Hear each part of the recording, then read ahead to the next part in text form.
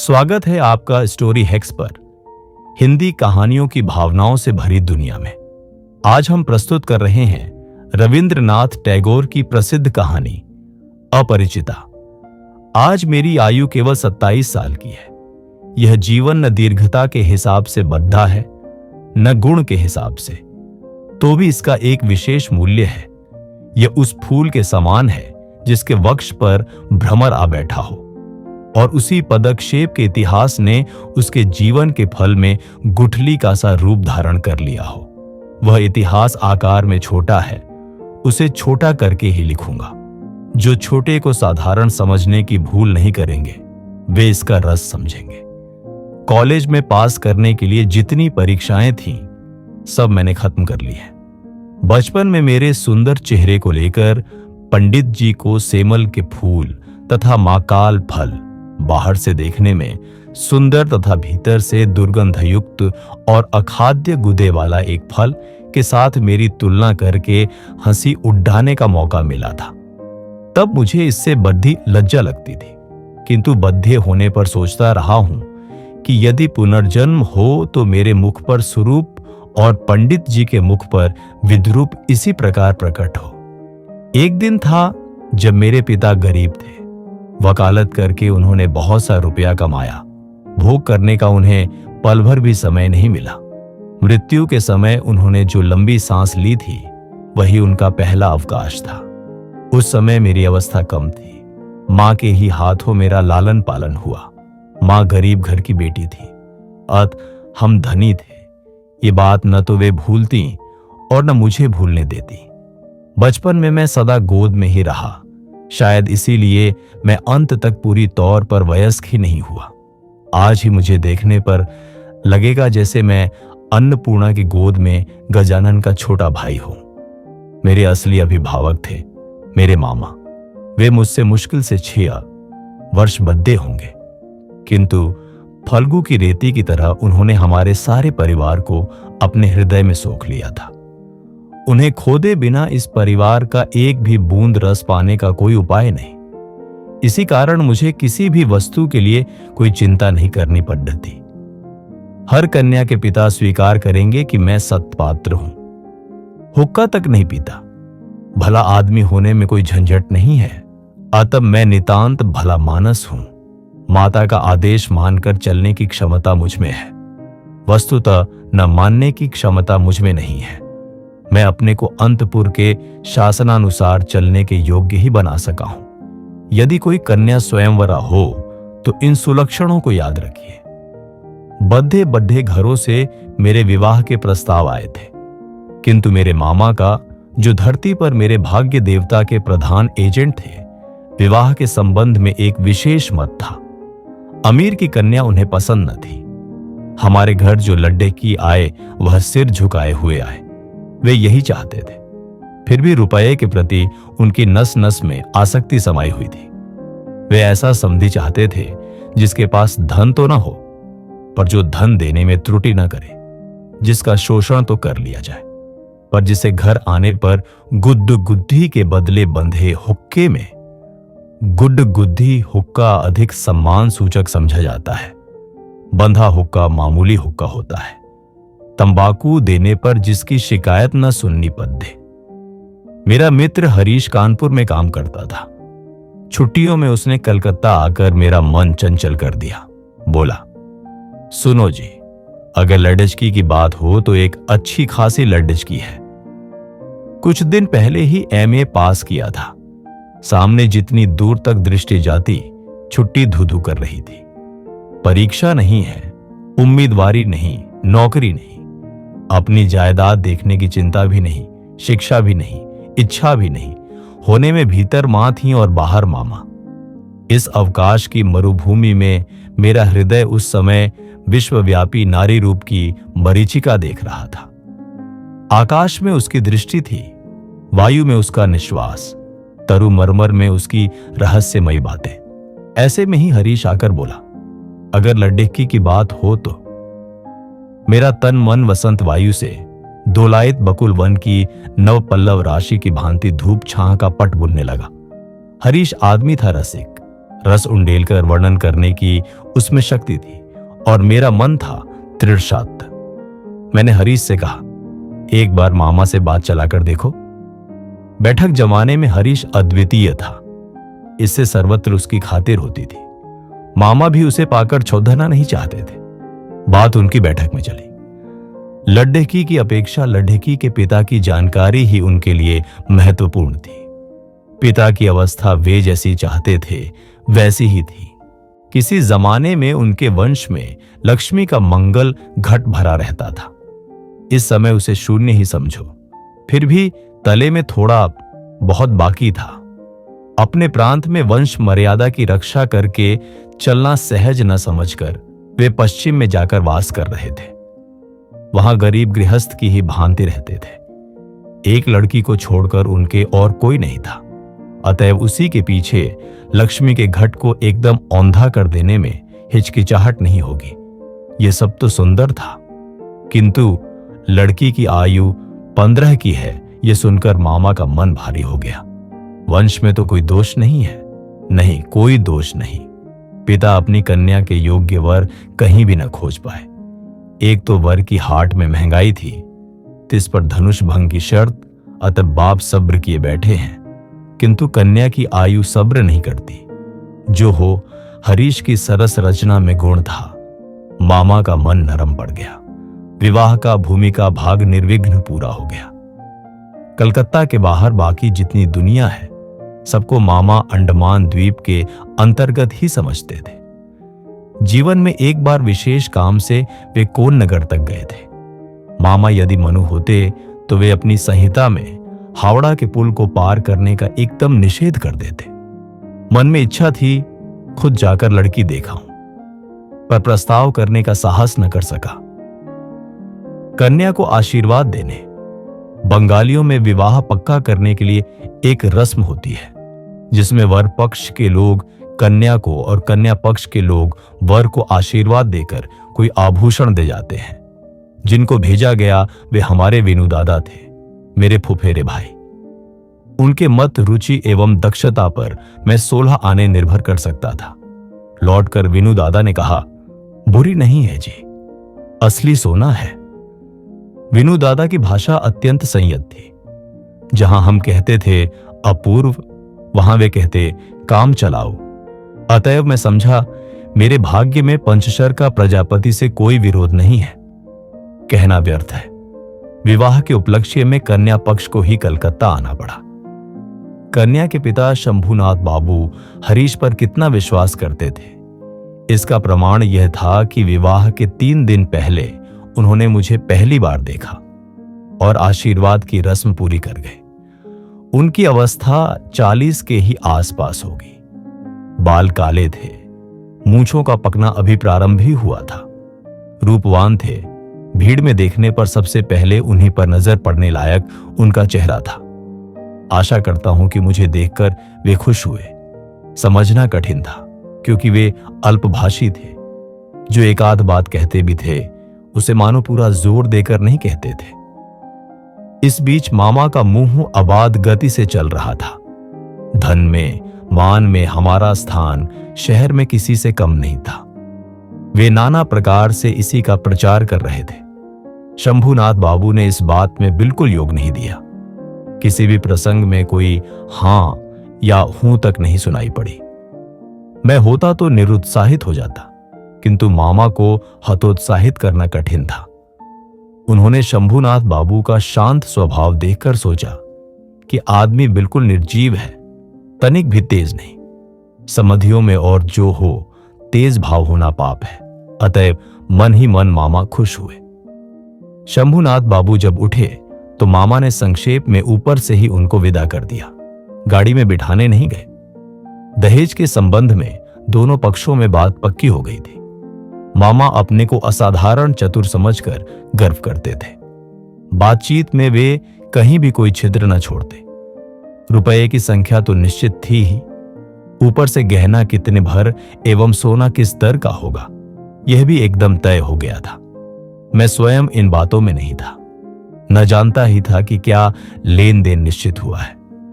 मैं जानता था कि यह स्थूल भाग ही विवाह का एक प्रधान अंग है एवं उस अंश का भार जिनके ऊपर है वे एक कौड़ी भी नहीं ठगाएंगे। वस्तुतः अत्यंत चतुर व्यक्ति के रूप में मामा हमारे सारे परिवार में गर्व की प्रधान वस्तु थे। जहां कहीं भी हमारा कोई संबंध हो, पर्वत ही बुद्धि की लड़ाई में जीतेंगे, ये बिल्कुल पक्की बात थी। इसलिए हमारे यहां कभी न रहने पर भी एवं दूसरे पक्ष में कठिन अभाव होते हुए भी हम जीतेंगे, हमारे परिवार की जिद थी। इसमें चाहे कोई बचे या मरे। हल्दी चढ़ाने की रस्म बड़ी धूमधाम से हुई। ढोने वाले इतने थे कि उनकी संख्या का हिसाब रखने के लिए क्लर्क रखना पड़ता। उनको विदा करने में अवर पक्ष का जो नाक को दम होगा उसका स्मरण करके मामा के साथ स्वर मिलाकर मां खूब हंसी। बैंड, शहनाई, फैंसी कंसर्ट आदि जहां जितने प्रकार की जोरदार आवाजें थीं, सबको एक साथ मिलाकर बर्बर कोलाहल रूपी मस्त हाथी द्वारा संगीत सरस्वती के परवीन को दलित विदलित करता हुआ मैं विवाह के घर में जा पहुंचा। अंगूठी, हार, जरी, जवाहरात से मेरा शरीर ऐसा लग रहा था जैसे गहने की दुकान नीलाम पर छड़ी हो। उनके भावी जमाता का मूल्य कितना था, यह जैसे कुछ मात्रा में सर्वांग में स्पष्ट रूप से लिखकर भावी ससुर के साथ मुकाबला करने चला था। मामा विवाह के घर पहुंचकर प्रसन्न नहीं हुए। एक तो आंगन में बारातियों की बैठने के लायक जगह नहीं थी, तिस पर संपूर्ण आयोजन एकदम साधारण ढंग का था। ऊपर से शंभुनाथ बाबू का व्यवहार भी निहायत ठंडा था।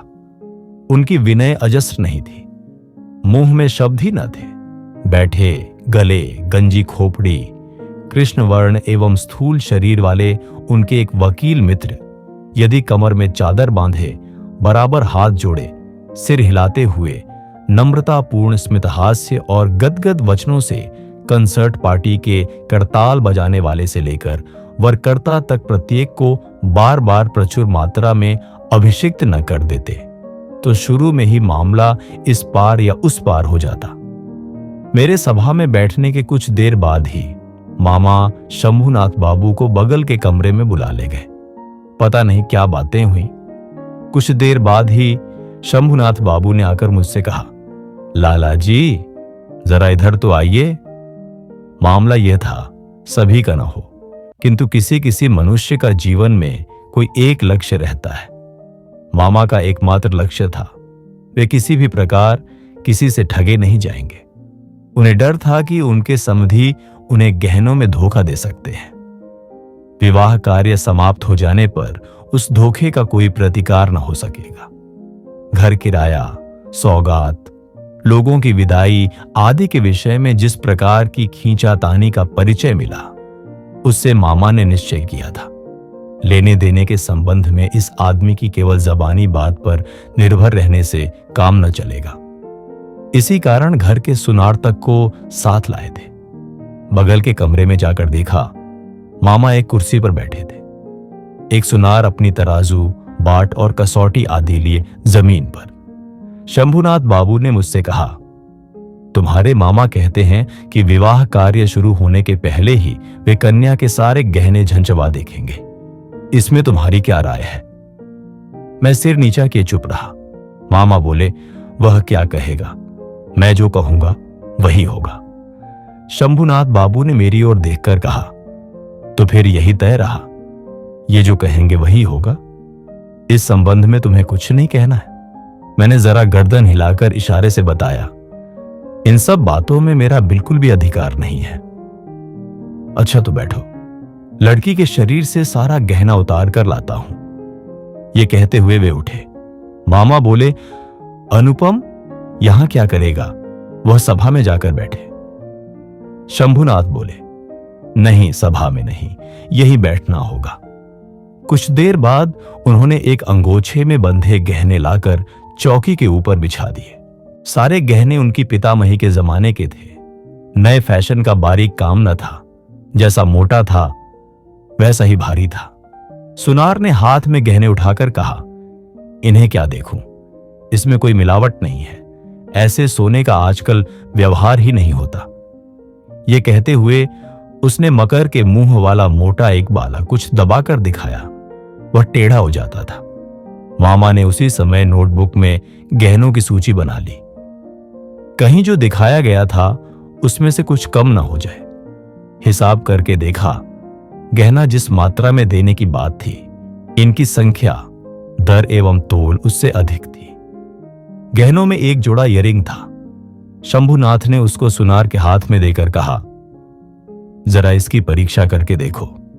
सुनार ने कहा, यह विलायती माल है, इसमें सोने का हिस्सा मामूली ही है। शंभू बाबू ने इयररिंग जोड़ी मामा के हाथ में देते हुए कहा, इसे आप ही रखें। मामा ने उसे हाथ में लेकर देखा। यही इयररिंग कन्या को देकर उन्होंने आशीर्वाद की रस्म पूरी की थी। मामा का चेहरा लाल हो उठा। दरिद्र उनको ठगना चाहेगा, किंतु वे ठगे नहीं जाएंगे। इस आनंद प्राप्ति से वंचित रह गए एवं इसके अतिरिक्त कुछ ऊपरी प्राप्ति भी हुई। मुंह अत्यंत भारी करके बोले, अनुपम, जाओ तुम सभा में जाकर बैठो। शंभुनाथ बाबू बोले, नहीं, अब सभा में बैठना नहीं होगा, चलिए पहले आप लोगों को खिला दूं।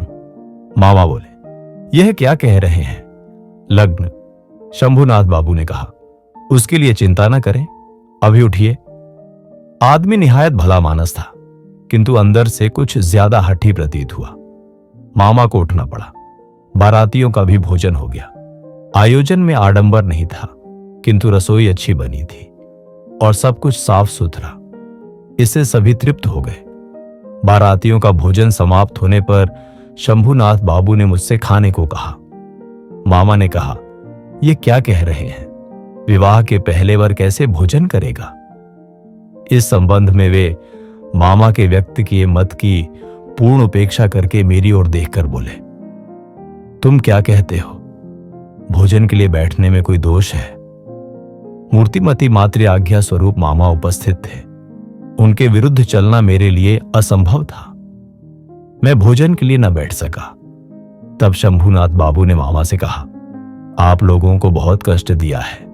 हम लोग धनी नहीं हैं। आप लोगों के योग्य व्यवस्था नहीं कर सके। क्षमा करेंगे। रात हो गई है, आप लोगों का कष्ट और नहीं बढ़ाना चाहता। तो फिर इस समय मामा बोले, तो सभा में चलिए, हम तो तैयार हैं। शंभुनाथ बोले, तब आपकी गाड़ी बुलवा दूं? मामा ने आश्चर्य से कहा, मजाक कर रहे हैं क्या? शंभुनाथ ने कहा, मजाक तो आप ही कर चुके हैं। मजाक के संपर्क को स्थायी करने की मेरी इच्छा नहीं है। मामा दोनों आंखें विस्फारित की अवाक रह गए। शंभुनाथ ने कहा, अपनी कन्या का गहना मैं चुरा लूंगा। जो ये बात सोचता है उसके हाथों में कन्या नहीं दे सकता। मुझसे एक शब्द कहना भी उन्होंने आवश्यक नहीं समझा। कारण प्रमाणित हो गया था। मैं कुछ भी नहीं था। उसके बाद जो हुआ उसे कहने की इच्छा नहीं होती। झाड़ फानूस तोड़फोड़ कर चीज वस्तु को नष्ट भ्रष्ट करके बारातियों का दल दक्ष यज्ञ का नाटक पूरा करके बाहर चला आया। घर लौटने पर बैंड, शहनाई और कंसर्ट सब साथ नहीं बजे एवं अभ्रक के झाड़ों ने आकाश के तारों के ऊपर अपने कर्तव्य का निर्वाह करके कहां महानिर्वाण प्राप्त किया पता नहीं चला। घर के सब लोग क्रोध से आग बबूला हो गए। कन्या के पिता को इतना घमंड, कलयुग पूर्ण रूप से आ गया है। सब बोले, देखें लड़की का विवाह कैसे करते हैं, किंतु लड़की का विवाह नहीं होगा। यह भय जिसके मन में न हो उसको दंड देने का क्या उपाय है? बंगाल भर में मैं ही एकमात्र पुरुष था जिसको स्वयं कन्या के पिता ने जनवासे से लौटा दिया था। इतने बड़े सत्पात्र के माथे पर कलंक का इतना बड़ा दाग किस दुष्ट गृह ने इतना प्रचार करके गाजे बाजे से समारोह करके आंख दिया? बाराती ये कहते हुए माथा पीटने लगे कि विवाह नहीं हुआ, लेकिन हमको धोखा देकर खिला दिया। संपूर्ण अन्न सहित पक्वाशय निकालकर वहां फेंक आते तो अफसोस मिटता। विवाह के वचन भंग का और मानहानि का दावा करूंगा, कहकर मामा घूम घूम कर खूब शोर मचाने लगे। हितैषियों ने समझा दिया कि ऐसा करने से जो तमाशा बाकी रह गया है वह भी पूरा हो जाएगा। कहना व्यर्थ है, मैं भी खूब क्रोधित हुआ था। किसी प्रकार शंभुनाथ बुरी तरह हार कर मेरे पैरों पर आ गिरे। मूंछों की रेखा पर ताव देते देते केवल यही कामना करने लगा। किंतु इस आक्रोश की काली धारा के समीप एक और स्रोत बह रहा था, जिसका रंग बिल्कुल भी काला नहीं था। संपूर्ण मन उस अपरिचित की ओर दौड़ गया। अभी तक उसे किसी भी प्रकार वापस नहीं मोड़ सका। दीवार की आड़ में रह गया।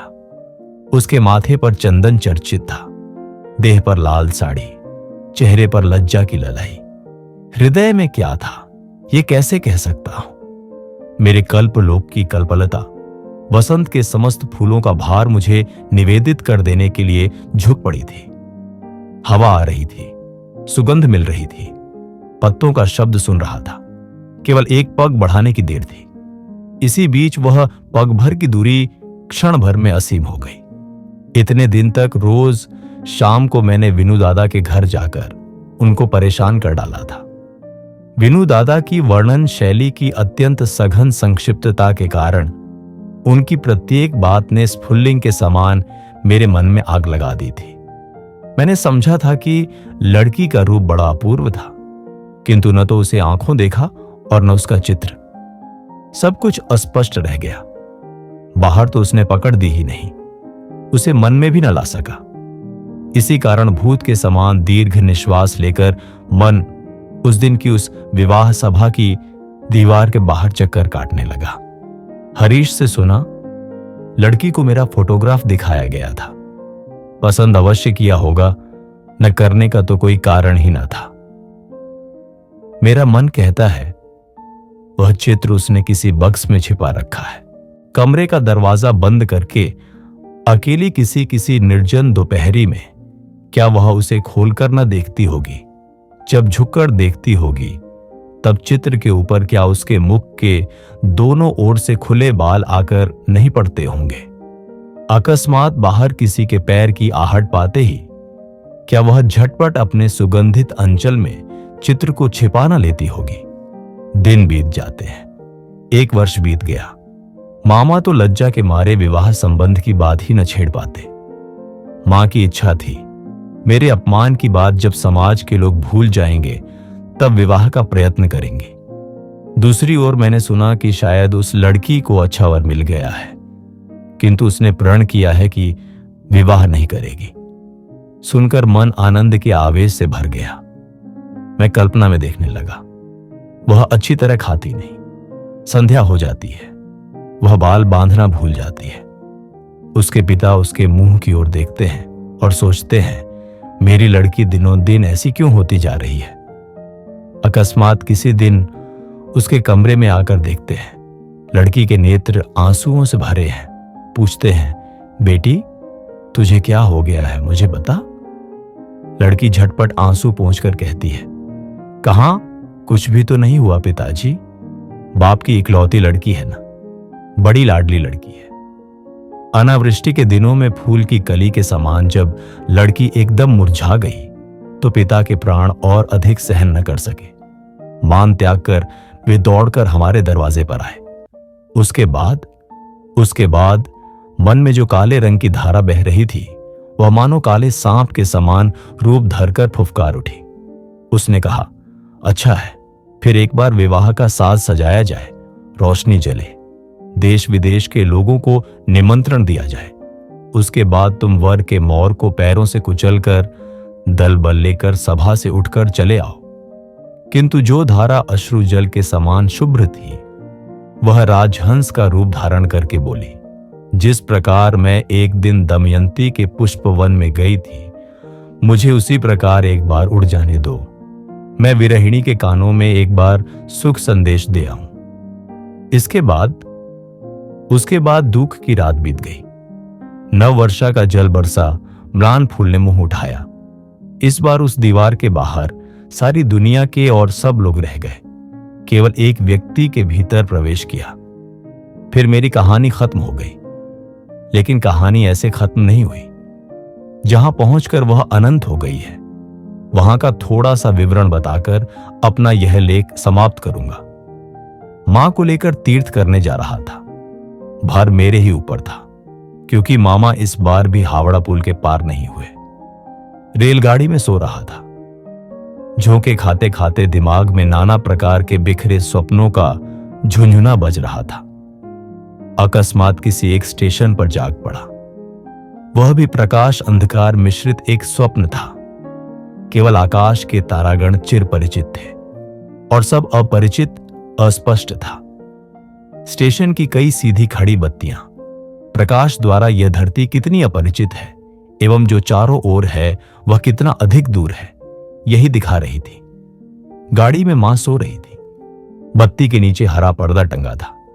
ट्रंक, बक्स, सामान सब एक दूसरे के ऊपर तितर बितर पड़े थे। वह मानो स्वप्न लोक का उल्टा पुल्टा सामान हो, जो संध्या की हरी बत्ती के टिमटिमाते प्रकाश में होने और न होने के बीच न जाने किस ढंग से पड़ा था। इस बीच उस विचित्र जगत की अद्भुत रात में कोई बोल उठा, जल्दी आ जाओ, इस डिब्बे में जगह है। लगा जैसे गीत सुना हो। बंगाली लड़की के मुख से बंगला बोली कितनी मधुर लगती है। इसका पूरा पूरा अनुमान ऐसे अनुपयुक्त स्थान पर अचानक सुनकर ही किया जा सकता है, किंतु इस स्वर को निरी एक लड़की का स्वर कहकर श्रेणीभुक्त कर देने से काम नहीं चलेगा। यह किसी अन्य व्यक्ति का स्वर था। सुनते ही मन कह उठता है, ऐसा तो पहले कभी नहीं सुना। गले का स्वर मेरे लिए सदा ही बड़ा सत्य रहा है। रूप भी कम बड़ी वस्तु नहीं है, किंतु मनुष्य में जो अंतरतम और अनिर्वचनीय है, मुझे लगता है जैसे कंठ स्वर उसी की आकृति हो। चटपट जंगला खोलकर मैंने मुंह बाहर निकाला। कुछ भी न दिखा। प्लेटफॉर्म पर अंधेरे में खड़े गार्ड ने अपनी एक आंख वाली लालटेन हिलाई। गाड़ी चल दी। मैं जंगले के पास बैठा रहा। मेरी आंखों के सामने कोई मूर्ति न थी, किंतु हृदय में मैं एक हृदय का रूप देखने लगा। वह जैसे इस तारामयी रात्रि के समान हो, जो आवृत कर लेती है, किंतु उसे पकड़ा नहीं जा सकता। जो स्वर, अपरिचित कंठ के स्वर। क्षण भर में ही तुम मेरे चिर परिचित के आसन पर आकर बैठ गए हो। तुम कैसे अद्भुत हो। चंचल काल के क्षुब्ध हृदय के ऊपर के फूल के समान खिले हो, किंतु उसकी लहरों के आंदोलन से कोई पंखुड़ी तक नहीं हिलती। अपरिमेय कोमलता में जरा भी दाग नहीं पड़ता। गाड़ी लोहे के मृदंग पर ताल देती हुई चली। मैं मन ही मन गाना सुनता जा रहा था। उसकी एक ही टेक थी, डिब्बे में जगह है क्या? जगह है क्या? जगह मिले कैसे? कोई किसी को नहीं पहचानता। साथ ही यह न पहचानना मात्र कोहरा है, माया है। उसके छिन्न होते ही फिर परिचय का अंत नहीं होता। ओ सुधामय स्वर, जिस हृदय के तुम अद्भुत रूप हो, वह क्या मेरा चिर परिचित नहीं है? जगह है। जल्दी बुलाया था, जल्दी ही आया हूं। क्षण भर भी देर नहीं की है। रात में ठीक से नींद नहीं आई। प्रायः हर स्टेशन पर एक बार मुंह निकालकर देखता। भय होने लगा कि जिसको देख नहीं पाया वह कहीं रात में ही न उतर जाए। दूसरे दिन सुबह एक बड़े स्टेशन पर गाड़ी बदलनी थी। हमारे टिकट फर्स्ट क्लास के थे। आशा थी भीड़ नहीं होगी। उतर कर देखा, प्लेटफॉर्म पर साहबों के अर्दलियों का दल सामान लिए गाड़ी की प्रतीक्षा कर रहा है। फौज के कोई एक बड़े जनरल साहब भ्रमण के लिए निकले थे। 2-3 मिनट के बाद ही गाड़ी आ गई। समझा फर्स्ट क्लास की आशा छोड़नी पड़ेगी। मां को लेकर किस डब्बे में चढ़ लूं, इस बारे में बड़ी चिंता में पड़ गया। पूरी गाड़ी में भीड़ थी। दरवाजे दरवाजे झांकता हुआ घूमने लगा। इसी बीच सेकंड क्लास के डिब्बे से एक लड़की ने मेरी मां को लक्ष्य करके कहा, आप हमारे डिब्बे में आइए ना, यहां जगह है। मैं तो चौंक पड़ा। वही अद्भुत मधुर स्वर और वही गीत की टेक। जगह है। क्षण भर की भी देर न करके मां को लेकर डिब्बे में चढ़ गया। सामान चढ़ाने का समय प्रायः नहीं था। मेरे जैसा असमर्थ दुनिया में कोई न होगा। उस लड़की ने ही कुलियों के हाथ से झटपट चलती गाड़ी में हमारे बिस्तर आदि खींच लिए। फोटो खींचने का मेरा एक कैमरा स्टेशन पर ही छूट गया। ध्यान ही न रहा। उसके बाद क्या लिखूं नहीं जानता। मेरे मन में एक अखंड आनंद की तस्वीर है। उसे कहां से शुरू करूं, कहां समाप्त करूं, बैठे बैठे एक वाक्य के बाद दूसरे वाक्य की योजना करने की इच्छा नहीं होती। इस बार उसी स्वर को आंखों से देखा। इस समय भी वह स्वर ही जान पड़ा। मां के मुंह की ओर ताका, देखा कि उनकी आंखों की पलक नहीं गिर रही थी। लड़की की अवस्था 16 या 17 की होगी, किंतु नव यौवन ने उसके देह मन पर कहीं भी जैसे जरा भी भार न डाला हो। उसकी गति सहज, दीप्ति निर्मल, सौंदर्य की शुचिता अपूर्व थी। उसमें कहीं कोई जड़ता न थी। मैं देख रहा हूं। विस्तार से कुछ भी कहना मेरे लिए असंभव है। यही नहीं, वह किस रंग की साड़ी किस प्रकार पहने हुए थी, यह भी ठीक से नहीं कह सकता। यह बिल्कुल सत्य है कि उसकी वेशभूषा में ऐसा कुछ न था जो उसे छोड़कर विशेष रूप से आंखों को आकर्षित करे। वह अपने चारों ओर की चीजों से बढ़कर थी। रजनीगंधा की शुभ्र मंजरी के समान सरल वृंत के ऊपर स्थित जिस वृक्ष पर खिली थी, उसका एकदम अतिक्रमण कर गई थी। साथ में 2-3 छोटी छोटी लड़कियां थीं। उनके साथ उसकी हंसी और बातचीत का अंत न था। मैं हाथ में एक पुस्तक लिए उस ओर कान लगाया था। जो कुछ कान में पड़ रहा था वह सब तो बच्चों के साथ बचपने की बातें थी। उसका विशेषत्व यह था कि उसमें अवस्था का अंतर बिल्कुल भी नहीं था। छोटों के साथ वह अनायास और आनंदपूर्वक छोटी हो गई थी। साथ में बच्चों की कहानियों की सचित्र पुस्तकें थीं। उसी की कोई कहानी सुनाने के लिए लड़कियों ने उसे घेर लिया था। यह कहानी अवश्य ही उन्होंने 20-25 बार सुनी होगी। लड़कियों का इतना आग्रह क्यों था, यह मैं समझ गया। उस सुधा कंठ की सोने की छड़ी से सारी कहानी सोना हो जाती थी। लड़की का संपूर्ण तन मन पूरी तरह प्राणों से भरा था। उसकी सारी चाल ढाल स्पर्श में प्राण उमड़ रहा था। अतः लड़कियां जब उसके मुंह से कहानी सुनती, तब कहानी नहीं, उसी को सुनती।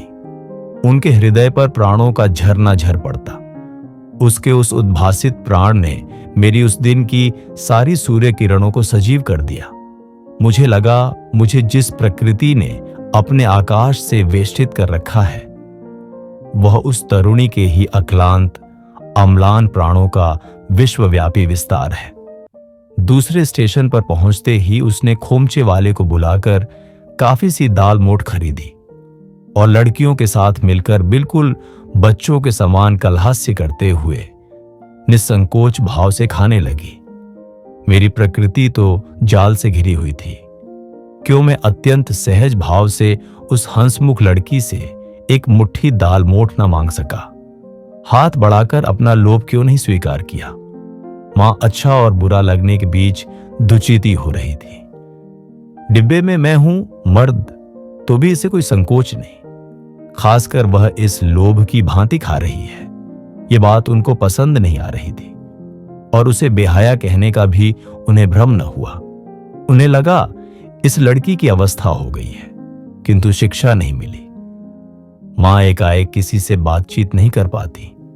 लोगों के साथ दूर दूर रहने का ही उनको अभ्यास था। इस लड़की का परिचय प्राप्त करने की उनको बड़ी इच्छा थी, किंतु स्वाभाविक बाधा नहीं मिटा पा रही थी। इसी समय गाड़ी एक बड़े स्टेशन पर आकर रुक गई।